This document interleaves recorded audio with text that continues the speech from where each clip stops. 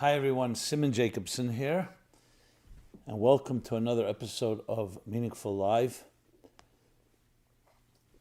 Update from the spiritual Warfront, Week 3.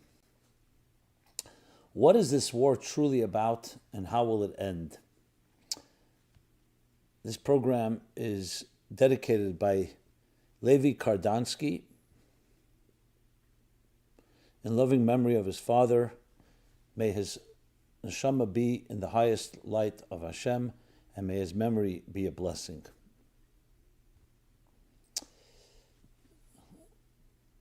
When a war is being fought, the most important thing to begin with is always that our hearts, our souls, our prayers go out to all innocent people, men, women, and children, there and everywhere that are affected, have been affected, and may be affected by it.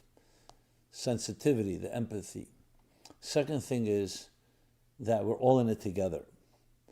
I think a big fallacy, one of the biggest, maybe root of so many problems in life is that we think we're separate. The fact of the matter is 8 billion people on this planet, we're all one organism. We are. Connected on a subatomic level, on a DNA level, on so many different levels. It's just in our perception we seem to be different, and our self-interest separates and divides us. But we're truly one. And when one part of an organism is hurting, all parts are hurting. And when one is strong, it strengthens all the other parts. If every person on this earth knew that, we would have a very different world.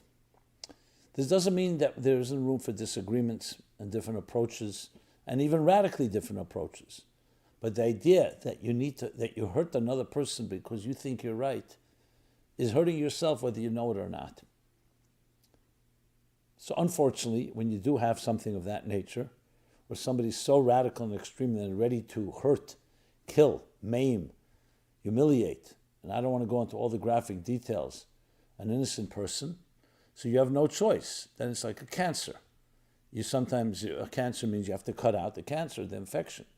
And often healthy cells go together with the unhealthy ones. But that's not our objective. That's not the victory of a battle or a war. That's just getting rid of the blood, stopping the bleeding, so to speak. It's like you run into an emergency room to stop the bleeding. The real goal is that we bring a healthier world. We create a better world. And that's really how I see, and I believe Israel sees, its ultimate role. Now, this does not mean that every person is perfect, and I'm sure mistakes are made, but we have to put things into that broader context. Now, obviously, you can call me subjective, biased, and so on. I am subjective, like every human being on earth. I'm not going to deny that. But I do try to keep an open mind, try to listen, even to those that I adamantly disagree with, even to those that I see doing abhorrent things, just to try to understand. I mean, I've been trained to think, I want to see how people behave, and sometimes things that are completely repulsive to me, where is it coming from? You know, truth be told, I read Mein Kampf, Hitler's book, and other such books of hatred, simply to try to understand, how does a person think? How does a person come to a point where they decide that an entire people should be annihilated? And it's not just I'm intrigued, you really want to get to know what defines people. And the way people in obscene ways justify stuff, it's important to understand. But I don't want to go into that right now. I want to go back. We are on a war, and I do see this war as good and evil. Not that everybody on one side is good and other people on the other side are evil. What I say is there's an evil in our midst, in the words of the Bible, that you have to sometimes eradicate the evil within the midst. And how do you know when something is evil? I gave a talk about this last week about absolute good and evil, or relative good and evil, and moral relativism that some people just subscribe to. Good and evil, pretty much you know it.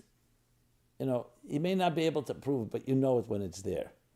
You know, certain behavior, certain lines are crossed, how you treat a child, how you treat an elderly person, the way you may kill someone, your enemy. I mean, there's many ways to know what evil is. And those that can't distinguish, I feel bad for.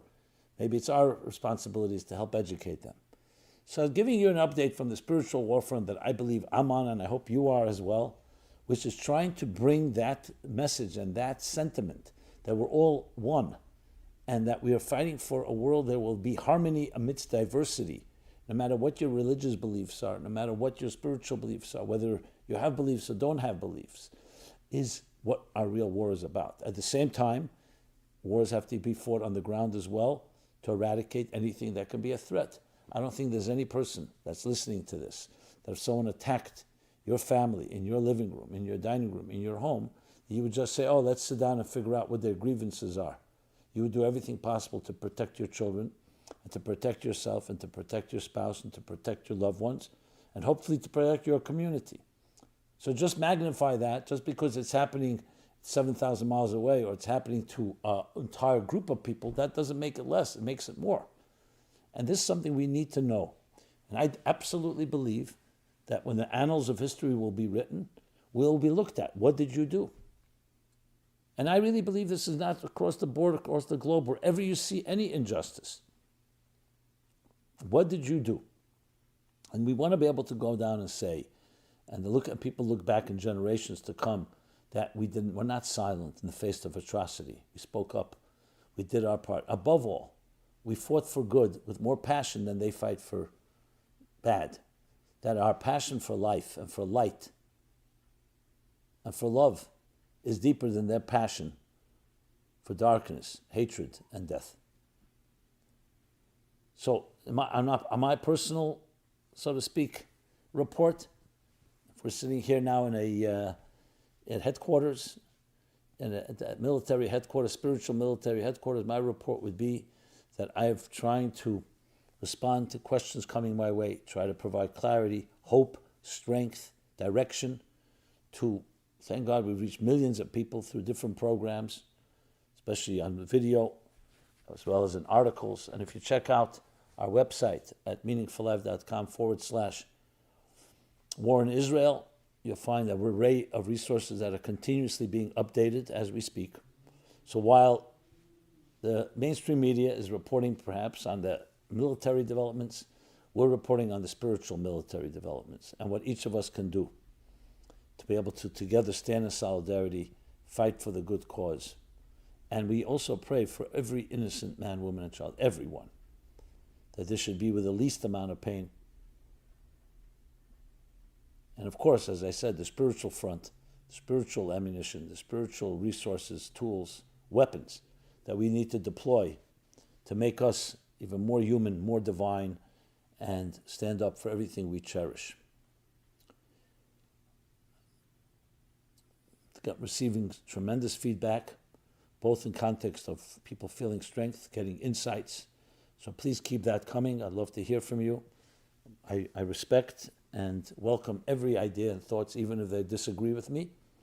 And I hope you feel the same. That's a part of the way we communicate. I received a note, more than one, from someone that called themselves a Palestinian sympathizer or a Palestinian, and writes, I don't agree with everything you say, but I respect your civil tone. You're very persuasive, and you have changed my mind in a few matters. I found that to be very touching and honest, and because I feel there should be a conversation. I'm sure there's some people that you just simply can't get through because either their hatred or their biases and stereotypes and prejudices are just too deep. But I always believe that a ray of light perhaps can shine in. So that's an overall picture. But I want to talk about some more specific details. You know, the best-selling book of all time is the Bible. Continues to be the biggest bestseller. I grew up with the Bible. The Bible remains the first book of all major religions. Judaism, of course, Christianity, and Islam. And the heroes and the personalities of the Bible, Adam and Eve, Abraham and Sarah. You have Isaac and Rebekah, Jacob and Leah and Rachel, characters like Moses and Aaron, but also characters that include Abraham's children, Ishmael and his son Isaac, as well as Isaac's children, Jacob and Esau. These are ancestors of the peoples of our time. So I wanted to address, talking about the spiritual front, that people ask the question, what is this war about in the first place? I'm not talking about the immediate horror we all understand and we're all appalled and we understand it has to be completely eradicated. But the bigger picture Is it a 75-year war since Israel became a state? Is it a war that goes back 100 years, 200 years? Does it go back thousands of years? And what is it about? When you want to fight a war, you want to know, what do you want? So it could be territorial argument. I believe that you have some of my territory. It could be resources. It could be power. It could be ideology. I think it's critical to understand that this is religious in nature. The Western world does not want to hear that because we think religious wars are a thing of the past, of the Middle Ages, Dark Ages, and we've got beyond that. But it's not correct. Religious wars are real. And what we call terrorism, or some people call radical fundamentalism, or radical Islam, is based on a religious approach, not based on some just territory. Is it just territory? Is it just that state, that land, that Israel, where the Jews live in Israel? That's the battle? Is it about two states? I mean, the partition that the UN suggested in 1948 was two states, but that was also not acceptable. So I want to go back to the biblical roots, especially the story that we read literally these weeks in the Torah, in the Bible.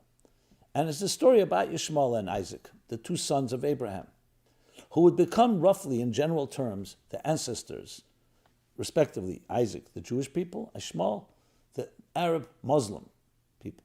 Obviously, Islam wasn't born until the 7th century, but the Arab world, that region, called the Middle East, obviously there's been plenty of, we'll call it assimilation, plenty of intermarriage, plenty of, due to the different wars, so many people are not necessarily pure lineage straight from Ishmael, but nevertheless, the overall story. And when you look in the Bible, you actually see a battle going on. So the story goes like this, and you can look it up in your own Bible. I'm giving to you pretty much loose translation of the story. Abraham begins the search for God. He lives in what is today considered to be southeastern Iraq, or Kazdim, where he lived. And he begins to, and then God appears to him when he's 75 years old and says, time has come for you to begin your journey. Well, he was already journeying, but the physical journey as well, which is a spiritual journey at the same time. A journey that took him northwest, from southeast Iraq approximately, went up northwest to what is today considered modern day the land of Israel, called the land of Canaan at the time. And God says to him, this is the land that I promise you. This is why it's called the promised land. And I promise it to you, and then to your child, and to your children, and to your descendants. So making the story short, Abraham says to God, I have no children. Well, the promise is very nice, but what will happen after I'm gone? So God tells him, look up to the heavens, the stars. Your children will be spread like the stars across the heavens. God talks to him. We discussed this last week, so I'm not going to go through all the details, and gives him a promise, a covenant. Part of that covenant is actually quite frightening to Abraham, because he's shown the challenges that his children will have to go through, the battles they will have to fight, the persecutions they will endure. Shows him all the empires to come, the main empires, the Egyptian Empire, the Babylonian Empire, the Persian Empire, the Roman Empire, and the Ishmaelite Empire. You can call it the Ottoman Empire, you can call it other names, different stages, the Moors, and so on. Abraham is shuddering, but God says to him, by the end, your children will prevail. They may suffer, and they will suffer, but they will prevail. In the words of the Bible, they'll leave Egypt with great wealth, great treasures, which doesn't just mean physical treasure. They will become a great people. And that's what God tells Abraham. The children you will have will become great people. Now, Abraham and Sarah were husband and wife, but Abraham and Sarah could not bear children. So she advises to Abraham and says, why don't you take our maidservant, Hagar, and have a child? And indeed, that's what Abraham does. And the child is called Ishmael, which means because God listened, Yishmael listened to the prayer. Okay, the child is born. Interestingly, the Bible describes this child as being a wild person, without boundaries. His hand will be everywhere. and everyone will be within him. Lack of boundaries, wild. Anyway, at that point, Sarah tells Abraham, even though I had suggested it, but the maidservant is treating me condescendingly, and she wants Abraham to send her away. So he does, but she returns. The story continues afterwards that Abraham circumcises himself and his son Ishmael, and then continues the story that Isaac is born, miraculously. Sarah's an older woman, Abraham's an older woman, Isaac is born. To the point he's called Isaac because the word Yitzchak means laughter. She laughed.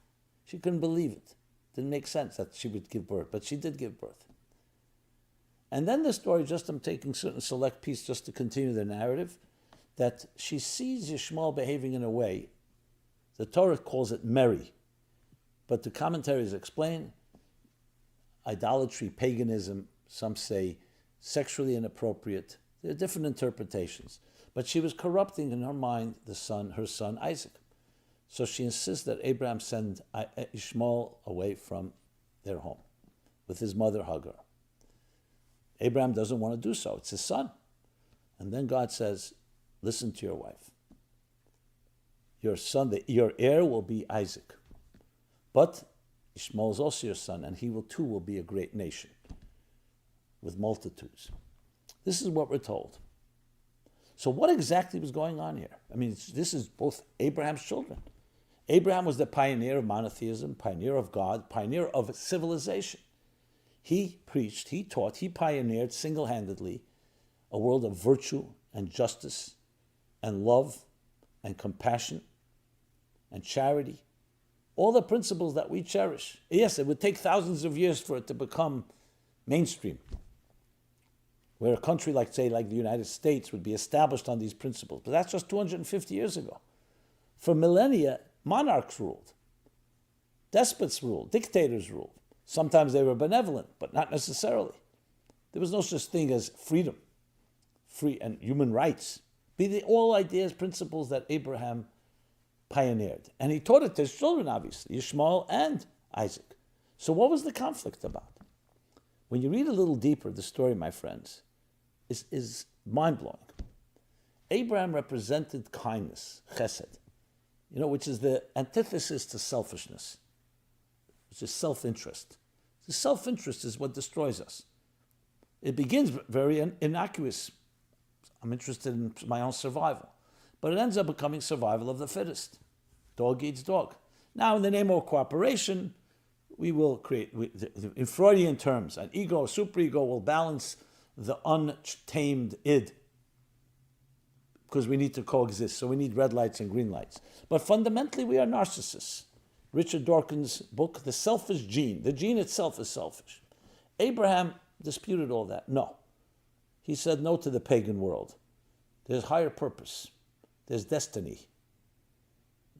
Thomas Cahill, in his great book, The Gift of the Jews, writes about the 30 key words that the Jewish people, beginning with Abraham, introduced. Destiny, purpose, transcendence, justice, charity.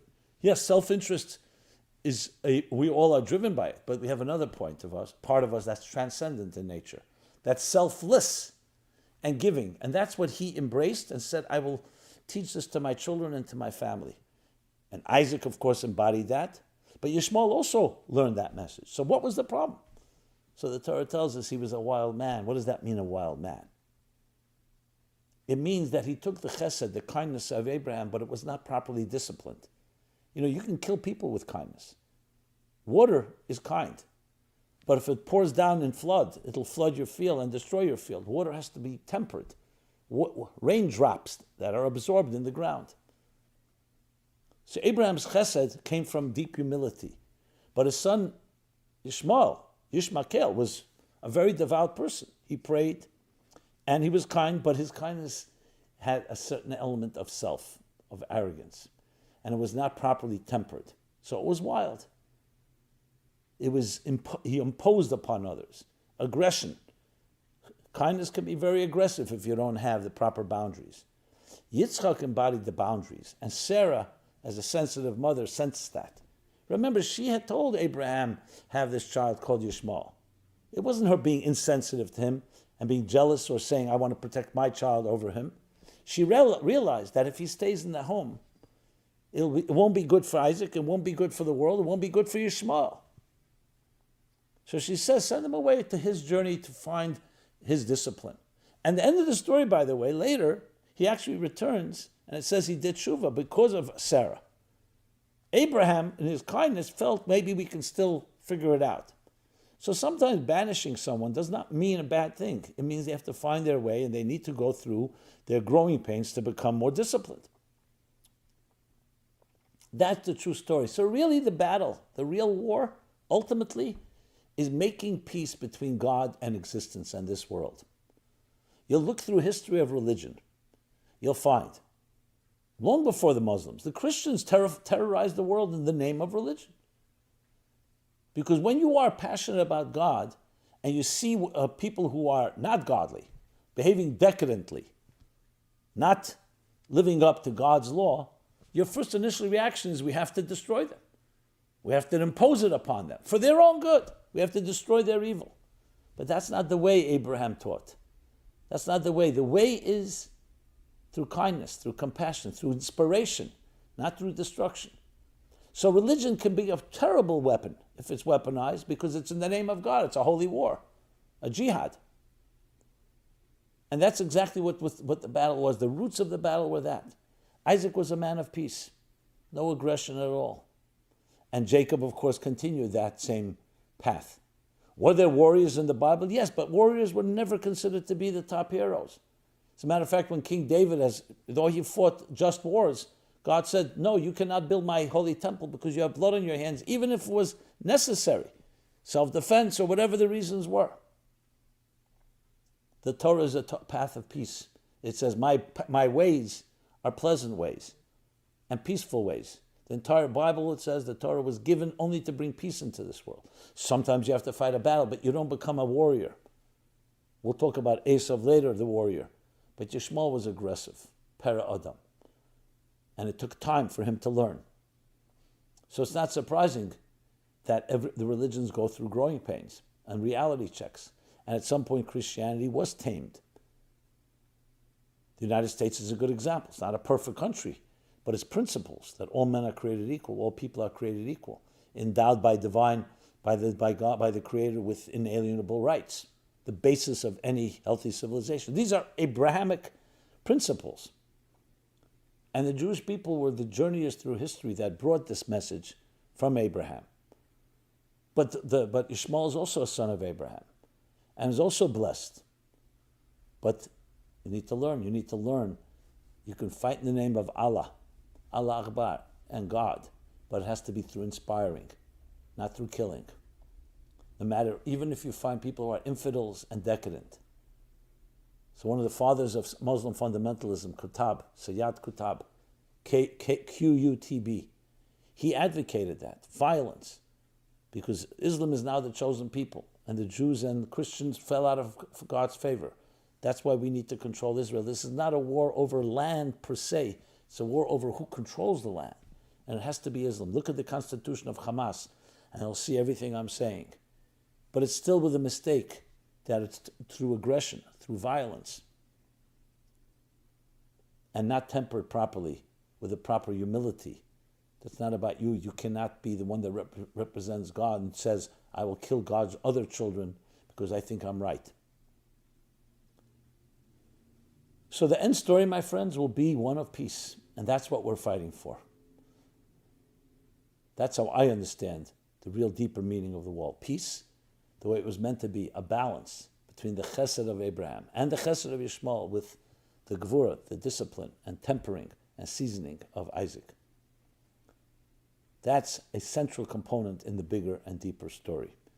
So there is my update from the spiritual Warfront for this week 3. I hope we will only have to deal with it on an ideological level. Unfortunately, these things take on shape that really affect life and death of men, women, and children. May God protect the hostages. May God protect all the innocent men, women, and children. But it's important for us to understand the dynamics of what makes people tick, what's at the heart and soul of behind all of it, and understand what we're really fighting for. God bless you. God bless the entire human race. May we finally see that we're one organism and will only be healthy when all of us together work together in a peaceful way, in a loving way. And if you feel that someone needs some type of inspiration, by all means inspire them. But there are ways to disagree with love. God bless you again. This has been Simon Jacobson, Meaningful Life Center, meaningfullife.com/War in Israel. You'll find many resources. Please subscribe to our growing YouTube channel, as well as check out this section, as well as our unique playlists. And I'd love to hear your feedback, thoughts, comments, rebuttals, critique. Keep it coming, and above all, share. May we only share good news with each other. Be well. God bless you.